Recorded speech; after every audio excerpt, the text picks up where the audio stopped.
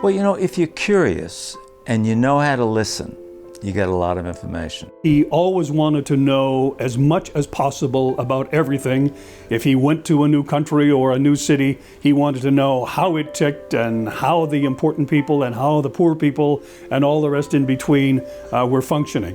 He had those who worked with him tell me this sure instinct for what was the right story and what was the right question to ask, and where do you begin and where do you find the middle, you know, and how do you wrap it up so that people who are watching, you know, feel that you have told them something they did not know and given them an insight they did not have.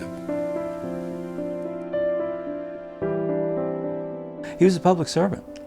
He was a journalist. He didn't get elected to any office. He didn't take taxpayers' money, but he saw what he did as an essential part of a democracy, educating the public to issues so the public could make intelligent decisions. Thank you very much, for joining us. I get up every day thinking that something is going to happen in the world that I didn't know about yesterday, and I have the opportunity to pass some of that on to the audience.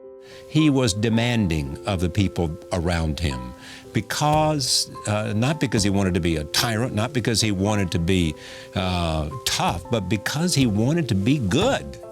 He wanted us, wherever possible, to be able to reflect some of the nuances that was taking place, the ambiguity that there is out there in the world.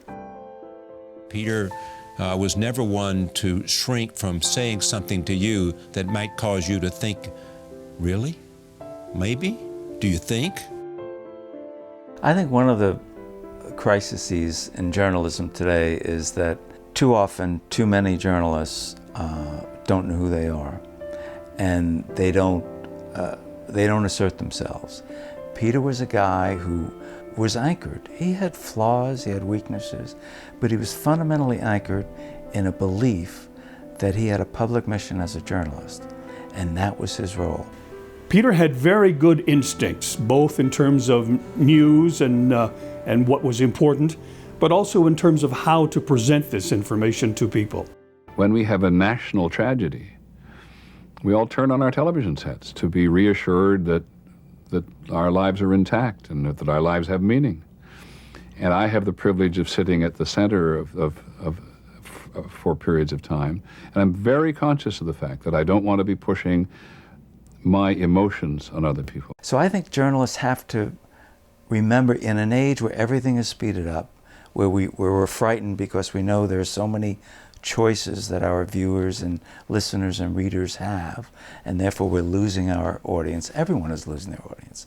But we're going to accelerate that loss of audience if we forget who we are.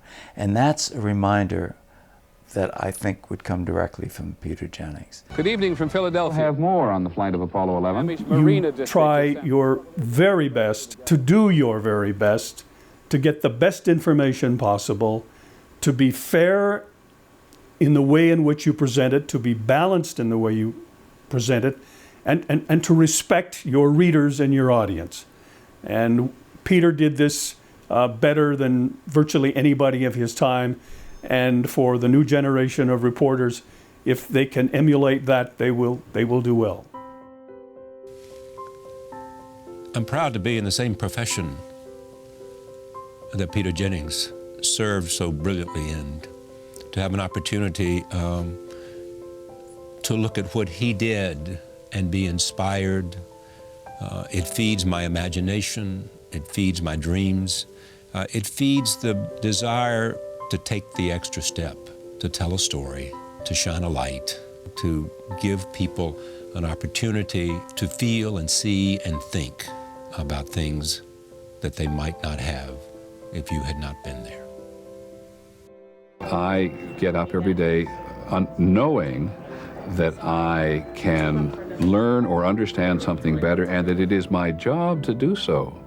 That people will pay me to do that in order to help people understand the environment in which we live. That's fabulously exciting. No wonder we're passionate. We'd be nuts if we didn't like that.